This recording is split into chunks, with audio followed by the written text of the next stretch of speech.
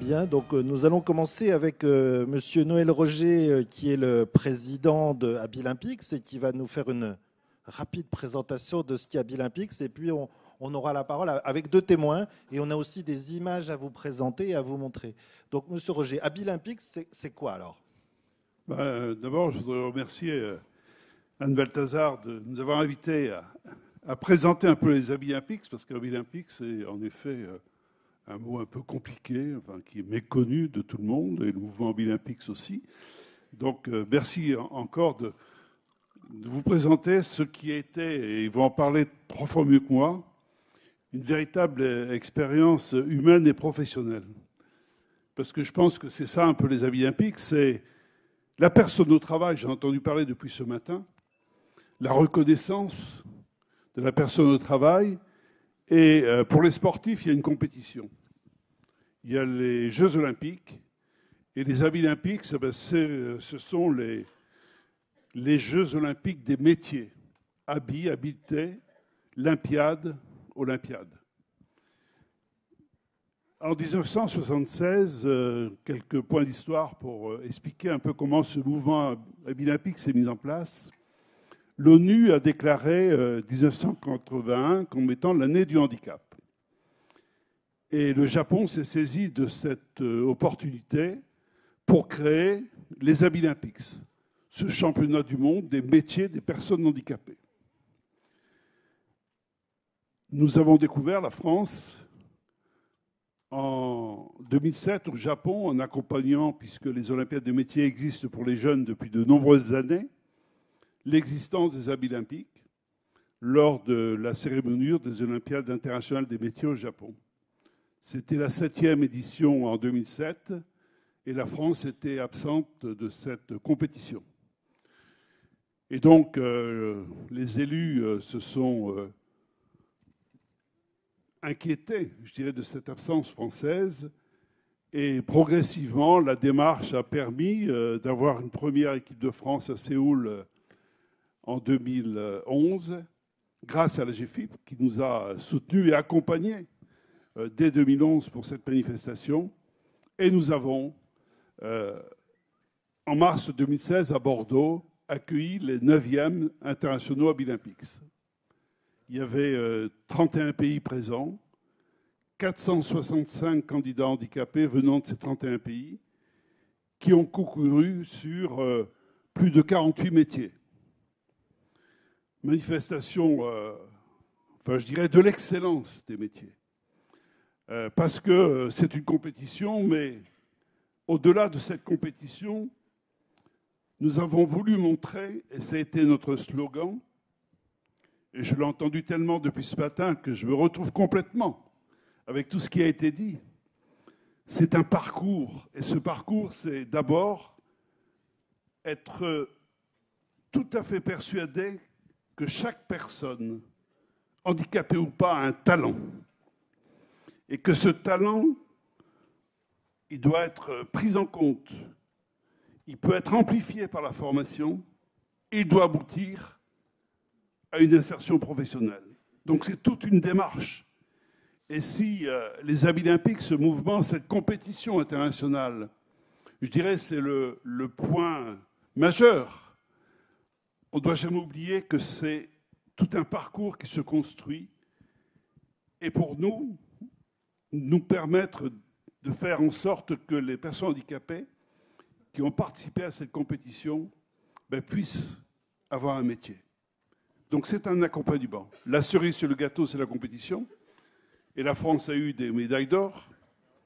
Et on est content quand aux Jeux Olympiques, on a des médailles d'or. Là aussi, nous étions contents parce qu'à Séoul, il y a 4 ans, on avait une seule médaille. C'est Thomas qui va en parler tout à l'heure, en white designer. Seule médaille européenne en bronze. Là, nous avons eu 25 médailles. Alors, on était chez nous. On était dans notre territoire. Mais il n'empêche que nous avons montré que toutes les personnes handicapées, quel que soit le métier dans lequel ils ont concouru, pouvaient avoir ces compétences et étaient capables de montrer que leur insertion professionnelle n'était pas un handicap. Au contraire.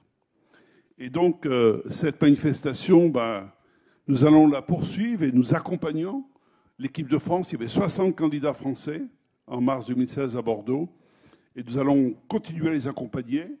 La première étape sera l'intégration, l'inclusion des personnes handicapées dans les compétitions des métiers des jeunes qui ont lieu aussi à Bordeaux, c'est coïncidence, en mars 2017. Et puis, continuer avec, apporter un peu ce mouvement à Bilympics en préparant la future compétition qui aura lieu, puisque c'est tous les 4 ans, comme les Jeux Olympiques, soit en Chine, soit au Canada, qui se sont portés candidats pour l'organisation des 10e dans 4 ans. Voilà très rapidement brossé ce qu'est le mouvement bilympique et comment nous essayons de montrer justement tout ce qu'on a dit ce matin, hein, la compétence, la formation, la nécessité d'avoir un parcours professionnel et de rentrer dans cette reconnaissance. Alors ce sont qui y participent? Les candidats, ils viennent, ce sont des demandeurs d'emploi, ce sont des salariés de la fonction publique, du privé. Ce sont aussi des gens en formation, des jeunes en formation. Et c'est toute une panoplie. Il n'y a pas de limite d'âge. On veut simplement montrer l'excellence de la compétence des personnes handicapées. Merci. Donc,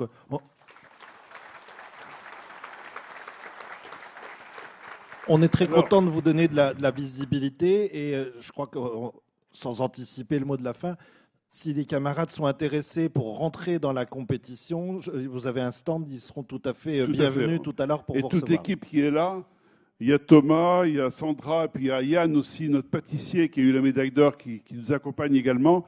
Et puis pour illustrer un petit peu, il y a un film vidéo très rapide qu'on peut diffuser, je pense, tout de suite, et qui donne un flash sur cette manifestation qui a eu lieu à Bordeaux en mars.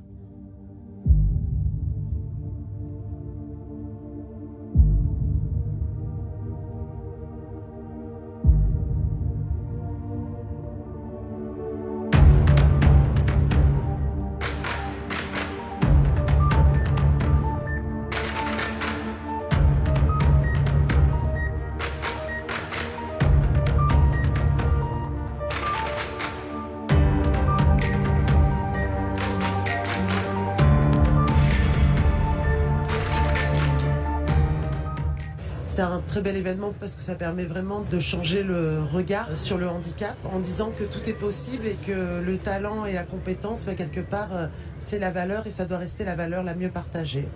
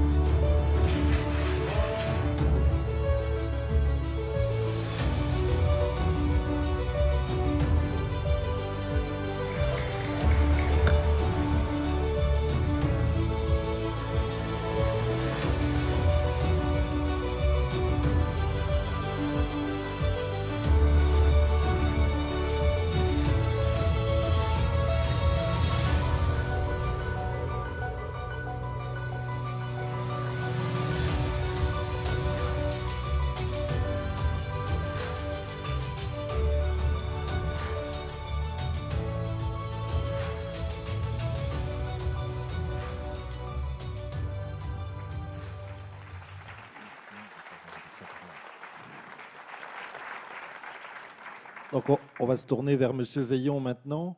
Oui, quelques mots si vous permettez. Ce film est à raccourci d'1 minute 30. Vous avez la totalité du film sur notre site www.bilympics.events de 12 minutes environ, qui reprend la totalité de la manifestation. Voilà, mais je crois qu'on va revoir d'autres images. Alors, M. Veillon, il faut vous tenir le micro, je crois. Ça, je fais ça avec plaisir. Vous êtes, vous, à l'origine, un compétiteur déjà, je crois. Oui, déjà à la base, merci d'être. Oui, tout à fait. Merci de nous avoir invités ici. Ça fait plaisir. Donc, moi, vous avez pu remarquer, je suis tétraplégique. À la suite d'un accident que j'ai eu à 16 ans, j'étais destiné à faire du handball de haut niveau. J'ai plongé dans un étang, je me suis cassé les cervicales. Je suis devenu tétraplégique. Bref, voilà, je suis passé à autre chose. Et j'ai recommencé à vivre ma vie normalement, avec un mental, entre guillemets, d'acier, parce que c'est comme ça que ça fonctionne. Et en effet, j'ai toujours gardé cette envie en fait de compétiteur.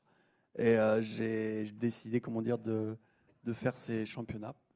Et médaille de bronze, les mains dans les poches, je pense que c'est pas mal. Alors, vous êtes dans le ton de ce matin à faire un peu de provocation, mais alors votre spécialité, la matière dans laquelle vous avez eu votre récompense? En fait, je suis web designer, donc c'est ce qui consiste à créer les sites internet. Donc, j'ai un système assez spécifique. D'ailleurs, les Asiatiques m'ont regardé un petit peu bizarre quand ils m'ont vu arriver, puisque c'est un système avec une casquette. Et en bougeant la tête, en fait, ça bouge le pointeur de la souris. Et en cliquant, je clique avec un petit contacteur que j'ai au souffle dans le bec. Et ils n'avaient jamais vu ça. Et je suis monté sur le podium, donc c'est vrai que c'était assez marrant et valorisant à la fois. Formidable. Alors je crois qu'on a des images. Hein, c'est ça, on a des images de Monsieur Léon? En fait, parce que je fais d'autres trucs à côté, enfin ça a été un détonateur, en fait, les Habits Olympiques, pour me permettre déjà de créer ma boîte, de pouvoir vivre de ma passion. Mais j'avoue que je me lasse, enfin je suis un garçon comme ça, j'ai tendance à me lasser un petit peu vite de ce que je fais, donc j'essaie là maintenant de m'épanouir artistiquement pour essayer en fait de montrer au monde entier, surtout en fait qu'il faut arrêter les généralités sur le handicap. Et je pense que c'est ce qui est fait en entreprise. On essaye de mettre à chaque fois dans le même panier en fait les personnes handicapées, alors que comment dire, autant que les diplômes ne font pas l'intelligence, le handicap fait pas la compétence, et qu'on peut être, comment dire, épanoui et compétent et avoir un handicap. Et aujourd'hui, c'est vrai que j'essaye de m'épanouir moi au niveau artistique, dans le loufoque et le moins loufoque. Et ce que j'aime toujours dire, c'est une expression que j'adore quand je parle des généralités. Il y a une expression que tout le monde connaît, j'imagine, qui dit: qui s'endort avec le cul qui gratte se réveille avec le doigt qui pue. C'est une généralité, encore une fois. Merci. Alors. Donc là, vous pouvez voir un petit peu, c'est quoi, Je crois qu'on a un clip à nous présenter, alors on va le lancer. Mais c'est pas l'histoire du doigt. Hein.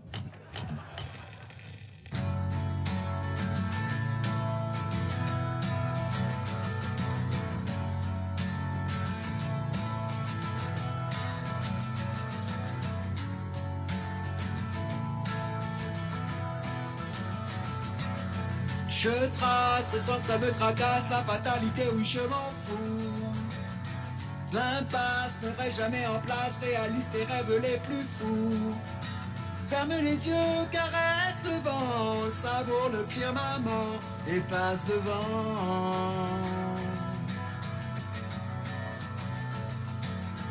La différence en eux s'élance dans un regard un peu ignorant. C'est dans ton dos que ça balance les généralités plus qu'aimant. Sois fier de toi, embrasse l'envie, et garde tes yeux d'enfant, dessine l'élan.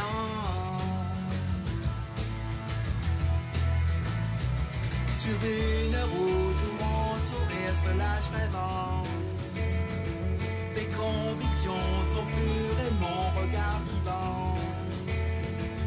Avec l'espoir de détourner les préjugés et les bras s'enflammer. Se lever, tracer de belles courbes et négocier. Courir dans le vent, d'imaginer l'avant.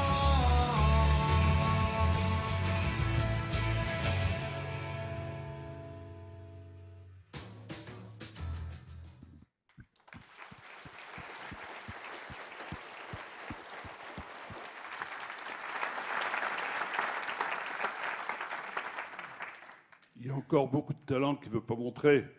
Vous avez vu sa littérature, mais bon. Mais il y a encore beaucoup d'autres choses. Et c'est lui,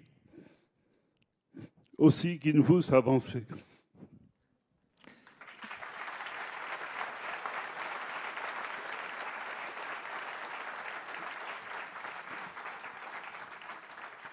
Alors, on va se tourner maintenant vers Madame Sandra Lomeni. Vous avez aussi participé à cette compétition. Alors, comment vous en avez entendu parler, peut-être, pour commencer? Et puis, c'est quoi votre spécialité? J'en ai entendu parler quand un de mes formateurs, j'étais en contrat d'apprentissage pendant 3 ans, et un de mes formateurs m'a dit, mais est-ce que tu veux participer? Bon, moi, j'ai dit oui de suite, mais étant en contrat d'apprentissage... Vous êtes aussi une compétitrice. Oui, ça fait une dizaine d'années que je fais du tir au niveau national. Donc voilà, une compétition internationale, au contraire, ça m'a encore plus donné l'envie. Et quand on m'a demandé de le faire, j'ai dit oui, et c'est en maintenance aéronautique. Ça faisait partie des premières compétitions qui allaient être à l'intérieur d'Abilympics. Dites-nous en plus sur l'aéronautique. Là, c'était sur de la maintenance. Je ne suis pas du tout sur de la maintenance, donc ça n'a pas été facile, mais avec un très très bon formateur. Pendant les jours que j'ai fait avec lui, ça a été super bien, et j'ai réussi à progresser dans des niveaux de maintenance et non du montage. D'accord, alors on va voir des images, mais est-ce que sur l'idée d'Abilympics, ça a débouché sur un emploi, ça a débouché sur un travail? Alors, j'étais déjà pour parler pour être en CDI, donc ce qui n'a pas été facile, parce qu'en même temps, je préparais mon bac pro. Donc, en 2 mois, ça s'est un peu tout fait. Et mon entreprise m'a dit oui pour la compétition, mais a aussi dit oui pour le CDI. Donc, derrière, j'avais tout de bon, plus le bac. En 2 mois, j'ai tout gagné. Vous n'avez pas joué au loto en même temps? Pas du tout. Non, parce que justement, c'est juste votre talent qui a fait ces réussites-là. Le loto, c'est la chance. Là, c'était votre talent. Oui, puis beaucoup osé sur tout ce que je faisais. Ça fait quelques années que ça dure, et je continue dans cette positive, et c'est ce qui me vaut tout ce qui m'arrive là. Voilà, alors je crois qu'on a des images aussi. C'est parti. Au volant de son ambulance, Sandra avait un métier bien en main. Dans sa voiture, Sandra s'imaginait hors de danger. Mais un accident a bouleversé sa vie et sa carrière. L'avenir est devenu flou.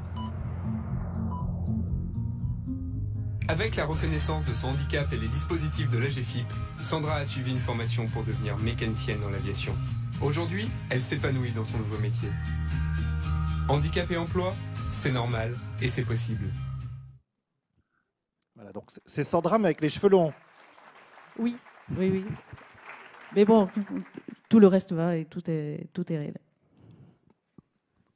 Quelques mots peut-être complémentaires, puisque je respecte le timing. Voilà. On arrive à l'issue de notre matinée, parce qu'après, il faut qu'on aille tous à table, parce que c'est une vraie usine, c'est un vrai ballet, donc il faut qu'on respecte l'horaire de ce point de vue-là. Je vous en prie pour finir. Non, simplement pour dire que ce que j'ai entendu ce matin, et puis aussi la nécessité de ne jamais oublier que quelqu'un peut toujours progresser dans sa vie professionnelle. Et pour nous, c'est indispensable de continuer la démarche. Ce n'est pas parce qu'ils sont partis en équipe de France qu'ils ont gagné une médaille ou qu'ils n'ont pas gagné une médaille. Nous voulons que cette reconnaissance professionnelle soit le fil conducteur du futur pour eux. Et je pense à Yann qui est là. Il est l'un des 3, et vous pouvez l'interviewer tout à l'heure, qui a accepté de rentrer dans une démarche de meilleur ouvrier de France. On sait le challenge que ça peut représenter d'être meilleur ouvrier de France. Et Yann a accepté les pâtissiers, et il va rentrer dans cette démarche-là. Et sa reconnaissance sera pour tous, je dirais, la satisfaction de ce parcours, de ce long parcours, de ce processus d'intégration de la société. Oui, je crois. Bravo à lui. On sera supporter, hein. Mais sur l'intégration, je crois que vous m'aviez précisé qu'à Abilympics, au niveau international, c'est différencié des compétitions des jeunes, mais qu'en France et en Europe, on a la volonté que ce soit intégré, que ça se passe en même temps. Oui, tout à fait. Bon, d'abord, le mouvement Bilimpics, comme je l'ai dit, a été créé et s'est développé davantage en Asie. Bon. À Bordeaux, en mars, il y avait 65% d'Asiatiques. Quelques pays européens, simplement, 3-4 pays européens. Donc nous avons aussi une volonté de porter le mouvement Bilimpics en Europe et de faire en sorte, on a rencontré les Finlandais, on a vu les Anglais, etc. On est dans une démarche aussi parce que le sens d'intégration n'est pas forcément partagé par tout le monde. On voit que certains veulent être à côté un peu du droit commun, on a déjà eu d'autres exemples ce matin, alors que pour nous, faire participer, comme on le fera à Bordeaux en mars 2017, 26 candidats handicapés dans les Olympiades des métiers pour les jeunes, c'est l'inclusion dans la société, c'est l'inclusion dans la vie professionnelle qui se prépare. Et c'est pour nous aussi important, on est dans des dispositifs de droit commun et il faut absolument pousser dans cette dynamique-là, qui n'est pas forcément le cas de tous les autres pays du monde. Merci, je crois qu'on est nombreux à partager cette façon de voir les choses. Merci à nos témoins.